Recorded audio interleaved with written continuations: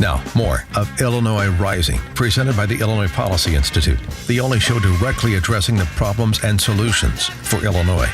Now, from AM 560, here's Dan Proft. Dan Proft back with Pat Hughes, co-founder of the Illinois Opportunity Project. And Pat, some polling that was released this week. Interesting numbers. The relative approval rating of both Governor Bruce Rauner as well as House Speaker Mike Madigan. Not particularly robust, 55% according to the Paul Simon Public Policy Institute at Southern Illinois University. 55% disapprove of Rauner's job performance, 63% disapprove of Madigan's performance as House Speaker and the most powerful poll in the state. So Rauner's upside down, Madigan's even more upside down. What, if any, impact do those numbers, will those gentlemen's approval ratings have on the November 8 election? To a certain extent, they sort of cross each other out, although I think obviously Rauner is even still a bit better known than Mike Madigan across the state.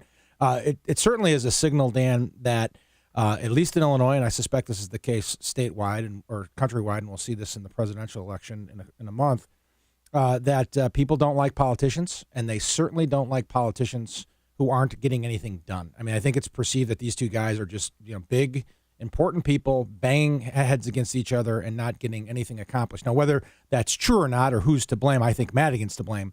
But I think the perception is both of them getting dragged down as a consequence. Well, right. I mean, if you have 3/4 of the state believing the state's on the wrong track, which is the case here, then the people in charge are going to suffer the residual hit. And so the people in charge, Madigan and Rauner, who are the highest profile, the governor, and the public fight between the two of them over budget matters and the turnaround agenda that Rauner had advanced and so forth.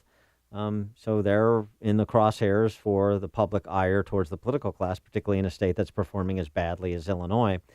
So I guess the interesting thing, though, is that at the legislative level, there's this disconnect between Mike Madigan, the House Speaker, and all of Mike Madigan's minions in the General Assembly. Mike Madigan is the problem, but my legislator is not. It's as old as politics, right? I hate Congress, but I love my congressman. It's the amazing thing. We have all these fiscal conservatives running around in state legislative office, but it's Madigan and Rauner who can't get a budget done. Yeah, I think that's obviously true. That's been historically true. I think this year might be a little bit different. I actually hope it's a little bit different. I think the fact that those two guys are very unpopular, if there's an insurgent non-political candidate, right, the challenger in a legislative race, has a little bit of an advantage narratively, right? If there's someone who's currently in office, Republican or Democrat. Coming outside the system. This is the Trump thing, and it's a lot of different things. When people are just upset and they're angry and they want to cast a vote to say, enough of this, what's going on here.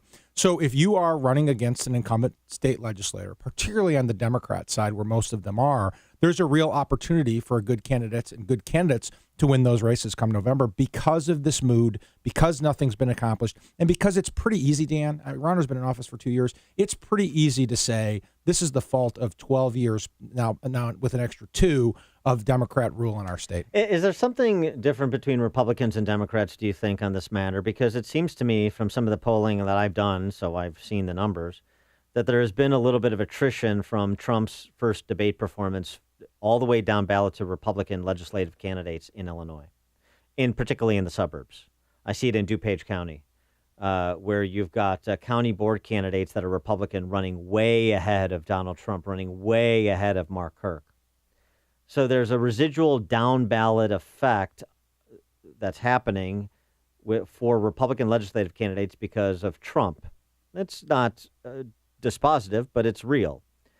But Mike Madigan, who everyone recognizes to be the most powerful politician in the state and longest-serving state House Speaker in Illinois history and so on and so forth, and I think Illinois is on the wrong track, say 3/4 of the population.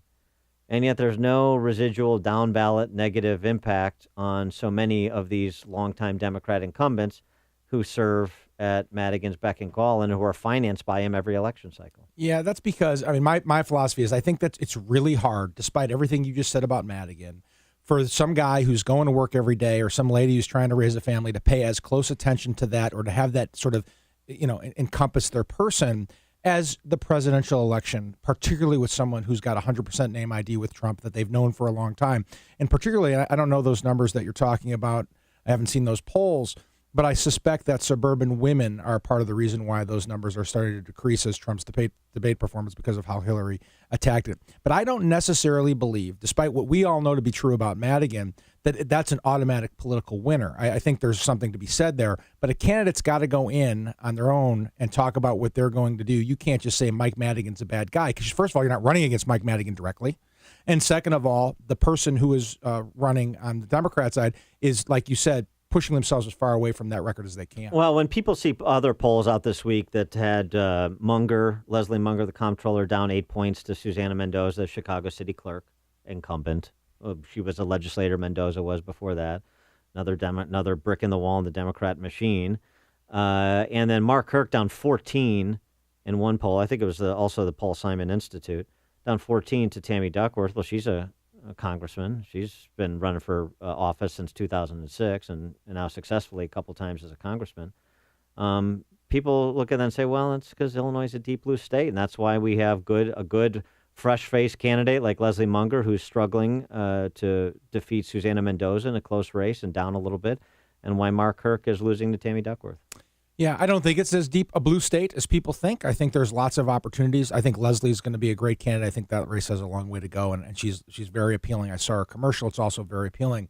Mark Kirk and Tammy Duckworth is another thing entirely. Mark doesn't have a base to go to, right? So there's no enthusiasm for his candidacy because he's ostensibly a Democrat. I ran against him in 2009 on the Republican side. And so I don't want to look at the Kirk race at all as indicative of what's going to happen statewide or what would happen for Munger. But it does illustrate a point, or it seems to show, that the Democrats are not getting as tarred and feathered in our state for the bad stuff they've done, particularly in a state that they rule and have, driven literally off the cliff. But there's 30 days to go, and Trump has an opportunity to turn this around nationally, which will hopefully get those numbers up. If he performs the way that Mike Pence performed earlier in the week in the debate, I think you'll see a different dynamic in the race for the following week or two.